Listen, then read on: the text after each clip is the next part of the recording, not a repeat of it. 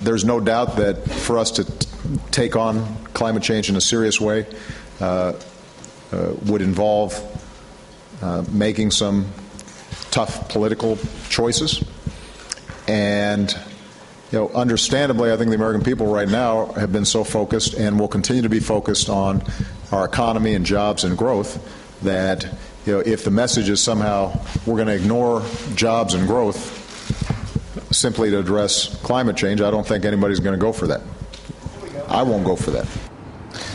President answering the question on climate change in the press conference on Wednesday. So, Bill, presidential leadership, sure, important, I guess, but given the obstacles that you have laid out so convincingly, it seems to me like there's something much bigger that has to happen. Y'all are deeply focused on Washington all the time, but maybe it's time to move our gaze a little bit. The reason we set out on this Do the Math tour at 350.org was to say, after 20 years of sending the world's greatest scientists up to the hill and nothing happening, maybe it's time to rethink the game plan a little bit. The problem here in the end is the fossil fuel industry, okay? Exxon made more money last year than any company in the history of money, okay? These guys have more money than God. And that means that we're going to need to put a little hurt on them if we're going to have any chance of changing politics in Washington or in Beijing or in a lot of other places. Right. We set out on this tour, which has been drawing huge crowds across the country, to spark a campaign that looks in part like the one that helped bring down apartheid South Africa. We're getting colleges to huge pressure on them to divest. In fact, the first college in America, last week we were in Portland, Maine, in a huge packed-out theater, and the president of little Unity College stood up and said, our board of trustees just voted to sell all our stock in the fossil fuel industry. We're going to turn these guys into the tobacco industry if we possibly can. And if we do, maybe it'll open up a little more room for people like Barack Obama to be a little more courageous than they've been. I think another piece of good news, too, is you're seeing the media kind of get rid of a little bit of that false balance where they were giving climate skeptics equal airtime to believers. I don't think that's happening as much as it used to. Yeah, no, I think that has changed a lot. I think the problem is that it's been replaced by a lot of just lack of coverage. Because it's like when there's a controversy, you can cover controversy, and when there was a bill on climate on Capitol Hill, you can cover the bill on Capitol Hill. Waxman Markey. Is Waxman Markey going to pass? Here's the good bad news. Mother Nature is going to continue to give us ample opportunity to talk about this issue because this is going to be the hottest year in American history. It's fought trails only last year as the year with the most expensive disasters in American history. We're getting hit hard all the time. When the cover of that radical rag Business Week says it's global warming stupid, things are starting to shift. Well, I think you also have to kind of break the right's stranglehold on the base of the Republican Party. We were talking a little bit in the break about how it's become almost an evangelical meme that you mustn't believe in climate change. And they've evangelized this because you've married the religious right to the corporate right in a way that is unseemly if you're a religious person, but that really has gotten the base of the Republican Party, which in turn informs their politicians. They are not permitted in a lot of ways to believe or accept the idea of climate change as a matter of faith. So I think now that you've kind of broken, I've been calling it a terrarium glass, right? The right has finally seen that, wait a minute, maybe our media isn't being honest with us, right, about polls and things like that.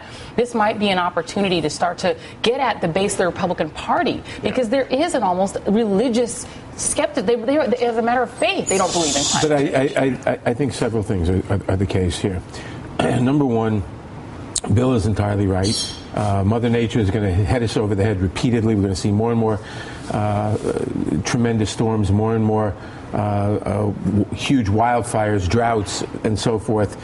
And the information is going to get out there that this is related to global warming, number one. Number two, you have this tremendous interest in the status quo. These huge companies that have tremendous resources and money and control politics through money. Regions of the country, working people depend on coal and oil and so forth. You probably have to do two things simultaneously. One is do what you can to divestment, to demonize, to point out the bad things. But the other thing is bribery. You probably, says the congressman. Yeah, well, you probably have to show both people in West Virginia and in Appalachia and Louisiana and companies how you can continue to be employed on changing things. How we should have programs. We used to talk about military conversion. We should have programs to say, take Mr. Oil Company, take your resources, get into wind, get into geothermal, get into something else, and employ these people in West Virginia. The really good news the last couple of weeks has been coming not out of the United States, it's been coming out of Europe. The German energy minister in the conservative government of Angela Merkel said last week, we're going to scream past our targets of renewable energy. We're going to be at 50% renewable energy by 2020 or 2022 or something. We may be at 66%. There were days this summer when Germany generated more than half the power it used from solar panels within its borders. And this is Germany. I mean, it's Munich's north of Montreal. It's foggy. They don't have Texas, California, Nevada, the biggest Arizona. immediate battle, which is not getting the attention it should, in fact, it's getting very little attention, is as part of this whole fiscal mess that's coming up, is the existing tax credits for renewables expire. And you see Republican senators saying, above all else, don't renew them. I think that position, though, Congressman, it's going to have to break. You see more and more Republican governors, for instance, in the middle of the country from red states. What I'm saying is we have to insist on that. That's the most immediate thing. One big question, I think, is when you get on a path, if there's going to be a sort of virtuous cycle that can be kicked in with renewables in which things start to beat their expectations. And I want to sort of hear a little bit about what that future might look like right after this break.